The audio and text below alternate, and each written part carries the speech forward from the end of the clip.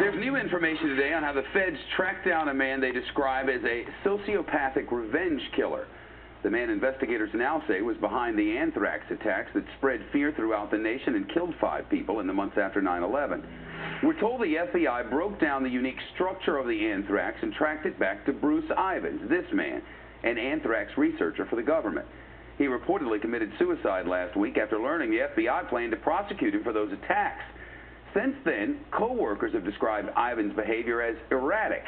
His therapist now says on the record and on tape, he talked to her about killing people. The therapist says she was so scared of what he might do that she tried to get him committed to a mental institution. Catherine Herridge has been all over this case from the start. She's live with us in Washington now. Kath, we're told Ivins showed what's called classic offender behavior. What does that mean? We had 2 sources confirmed to us this morning, one a federal source and the other an investigative source, that almost from the get-go, right after those letters were sent in the fall of 2001, they say Ivins showed classic offender behavior. In this case, they say Ivins was extremely erratic, and his behavior was very consistent with the profile the FBI released at the time of the likely perpetrator, someone who was extremely anxious, sort of an atypical obsession or preoccupation with the media, and someone who seemed clearly agitated as well. All right. You have an email that Ivins sent. Has the FBI looked at that as well? Yeah, I have the email right here, and this email, in many respects, has been, I don't want to say a smoking gun, but has really held a lot of information about Ivins and his state of mind, and also others he thought were involved in the attacks. And I was able to confirm this morning that the FBI also has the email, and that they specifically questioned a scientist who was identified in that email. This scientist is important because the implication is that he was the one who made the powder that was sent in those letters.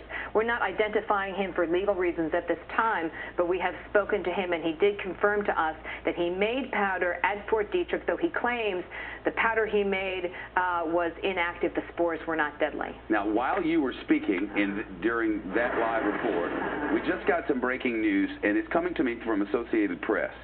The top suspect, this man about whom we're speaking, apparently had an obsession, according to officials who were speaking to the Associated Press under condition of anonymity, had an obsession with a Kappa Kappa Gamma sorority.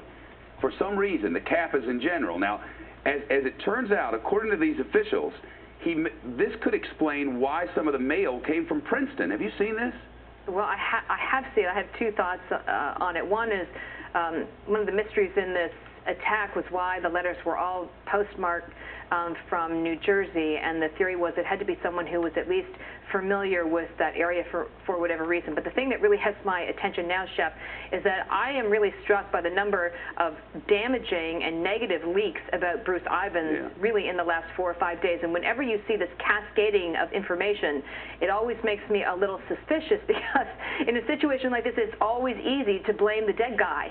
And the amount of information that's being leaked from sealed documents really has my back up at this point, and I think it's starting to raise more questions. Well, it's interesting. Yeah, you know, I think Judge Napolitano is going to agree with you in a second. It's interesting to note here, Catherine, that our producer at the Pentagon, Ian McCaleb, says he just confirmed this through a federal source about the sorority. So not only are they linking to the Associated Press, but they're confirming almost instantly upon the release thereof to all the other news organizations. My experience, and I'm just going with my instinct, is that you always have to be suspicious when there's just a flood of negative information about someone who is considered a primary target and who's dead and can't answer for his actions. There's no doubt about that. Catherine Herridge, very good of you. Man, it's been an impressive work. Thank you. I want to bring in Judge Andrew Napolitano, and it's interesting what Catherine said, Judge Napolitano. He's our senior judicial analyst around here. You mentioned in the break, just before we began this segment, what if Stephen Hatfield had killed himself? Remember Stephen Hatfield? He was the guy who they had hung all of this on, let's face it. And he ended up winning a $5 million lawsuit again. Well, they settled for $5 million. They settled for $5 million, which means they feared that a jury would award him more than $5 million, and rather than explain to the jury the flimsy evidence they had against him, they paid him $5 million so he would go away. Catherine... What if he killed himself? Well, if he had killed himself, then they could very well have said, like they're saying with Ivins, the dead guy is the bad guy. Now, Catherine is right on the mark. When they begin leaking things like this, day after day after day, none of us heard of this guy Ivins before. Catherine had, but no one else had. Correct. Before 4 days ago. Right. It's obvious they're trying to cover themselves by suggesting that he's the bad guy. Here's the problem. If they really thought he was a mass murderer, he had killed 5 people, why was he free? Why was he at large?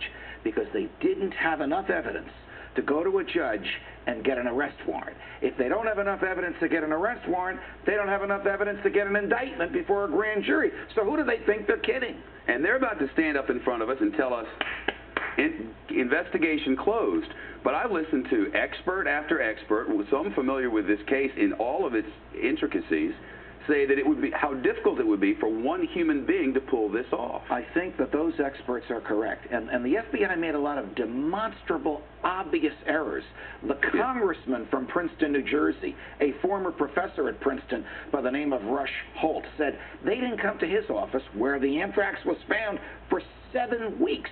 They should have been in there within about 30 minutes to investigate everything around the anthrax that it may have touched and how it got there. Case closed?